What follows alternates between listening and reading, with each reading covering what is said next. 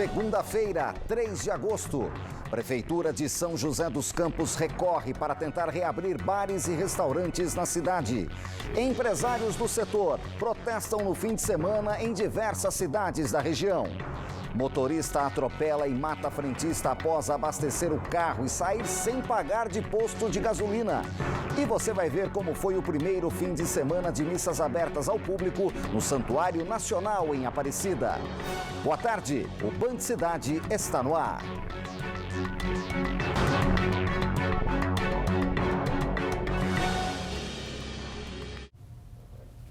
Após decretar a fase amarela e reabrir bares e restaurantes, a Prefeitura de São José dos Campos viveu mais um revés na Justiça.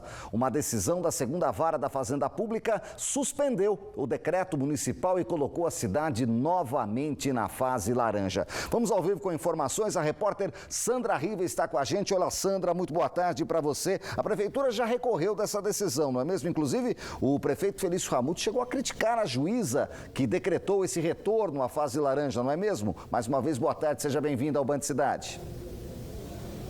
Boa tarde para você também, Nicoline. Boa tarde para todo mundo que acompanha a gente aqui no Band Cidade. Pois é, olha só, a Prefeitura de São José dos Campos entrou com recurso no sábado e, portanto, a partir de hoje aguarda aí um retorno, uma avaliação da Justiça que determinou, então, para que volte para a fase laranja do Plano São Paulo. O secretário de Saúde, Danilo Stanzani, está aqui para a gente para falar justamente sobre isso, para a gente explicar para a população o que está acontecendo. Porque na sexta-feira o prefeito, então, anunciou o avanço para a fase amarela, ou seja, a liberação de bares, restaurantes, salões de beleza, barbearias, e agora, por essa determinação da Justiça, essa semana começa tudo diferente, né? Esses locais que estavam permitidos voltam a ficar fechados. Queria que o senhor explicasse para a gente, nesse recurso, qual que é a análise técnica da Prefeitura de São José dos Campos para avançar para a fase amarela. Secretário, boa tarde para o senhor. Boa tarde.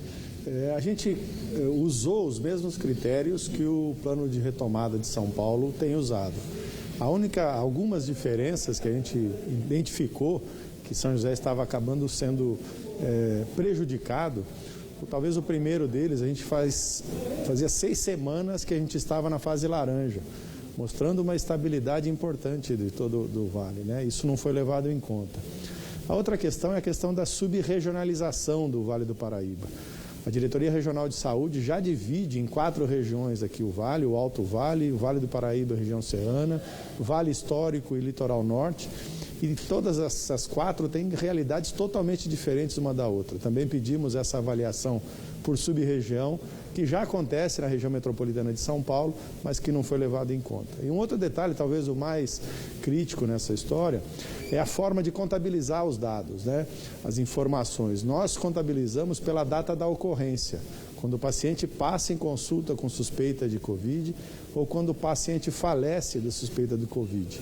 Quando vem o resultado, a gente contabiliza exatamente na data do óbito ou na data da consulta. Muito diferente do que o Estado faz, que ele só contabiliza no resultado do exame. Tá bom, secretário, muito obrigada pelas suas informações. A gente aguarda, então, a decisão da Justiça para a gente informar sobre as novidades aqui para a população de São José dos Campos. A gente volta com você aí no estúdio, Nicoline. A indefinição continua. Obrigado, Sandra. Uma ótima tarde. E olha, a polêmica segue em outras cidades da região. O fim de semana foi de protestos dos donos de bares e restaurantes em pelo menos outras 2 cidades.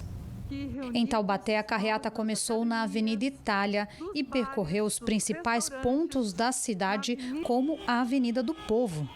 O movimento dos donos de bares e restaurantes pela reabertura do atendimento ao público aconteceu na manhã de domingo. Na tarde do sábado, foi a vez dos empresários e trabalhadores do setor se manifestarem em Campos do Jordão. A pé, eles percorreram os principais pontos do Capivari. A Praça da Concha Acústica foi o ponto do encerramento dos protestos. Nós estamos há quase 5 meses fechados, passando uma dificuldade incrível em todos os sentidos. E nós gostaríamos de fazer um apelo realmente para sensibilizar as autoridades que atrás de uma empresa tem seres humanos, tem pessoas, tem famílias, e que eles pudessem achar uma solução para essa situação. No fim de semana, a Prefeitura de Ubatuba suspendeu as visitas do público ao aquário da cidade. Segundo a Prefeitura, houve uma aglomeração de público na entrada do aquário. E neste momento não havia funcionários para orientar as pessoas para o distanciamento de segurança. O Instituto Argonauta, que administra o aquário, disse que vai recorrer da decisão. Ainda de acordo com o Instituto, o aquário segue um protocolo sanitário rigoroso contra a Covid e que no dia 26, pelo menos 20 pessoas permaneceram do lado de fora do parque em uma situação pontual, enquanto o local era pulverizado e que a situação teria sido resolvida rapidamente. Em Campos do Jordão, um frentista morreu atropelado depois de abordar o motorista que abasteceu e quis ir embora sem pagar. As informações com a Débora Pedroso. Boa tarde, Débora. Boa tarde, Nicoline. Boa tarde a todos que acompanham o Band Cidade Primeira Edição. Esse crime aconteceu ali na saída de um posto de gasolina perto do portal de Campos do Jordão. O motorista do veículo abasteceu o carro no final da tarde de domingo. Esse abastecimento custou R$50. Na hora de fazer o pagamento, ele alegou que não tinha o dinheiro. O frentista tentou então abordá-lo para impedir que o carro saísse sem que o motorista fizesse o pagamento, só que o frentista acabou sendo atropelado. Segundo testemunhas e imagens do circuito do monitoramento do próprio posto, o frentista ficou preso à porta do carro e foi arrastado aí por aproximadamente 100 metros. E foi ali 100 metros depois, a distância ali do posto de gasolina, que o Emerson Maciel Lima, de 36 anos, foi resgatado, levado ao pronto-socorro de Campos do Jordão, só que ele não resistiu aos ferimentos. O motorista, que é o Marcos Braga da Silva, de 40 anos, ele foi localizado pela polícia logo depois do caso, na casa dele na Vila Britânia, também em Campos do Jordão. Ele alegou para a polícia que saiu do posto de gasolina, mas ele iria pegar o cartão de débito na casa dele para voltar ao posto e fazer o pagamento. Duas testemunhas, dois funcionários do posto de gasolina prestaram depoimento à polícia logo após o caso. O Marcos Braga, que é o motorista que fugiu e acabou matando o frentista, ele já tinha passagens por roubo, por uso de entorpecentes. Ele foi encaminhado para o CDP de Taubaté.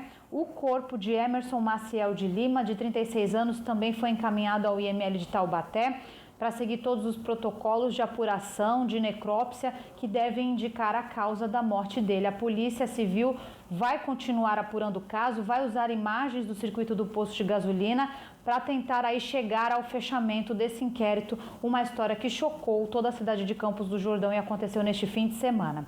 Voltamos ao estúdio do Band Cidade. Obrigado, Débora. Também em Campos do Jordão, um motoboy morreu após ser atropelado por um caminhão. O acidente aconteceu na Avenida Pedro Paulo, no Jardim Embaixador, na noite do sábado. Segundo a Polícia Militar, o motoboy foi atingido quando atravessava um cruzamento. O motorista do caminhão não parou para prestar socorro. O resgate foi chamado por moradores. O caminhão que causou o acidente foi localizado em um terreno próximo ao local onde o motoboy foi atingido. O motorista do caminhão fugiu, mas disse por telefone à polícia que vai se apresentar nas próximas horas para prestar esclarecimentos. Agora ao vivo, imagens de São José dos Campos.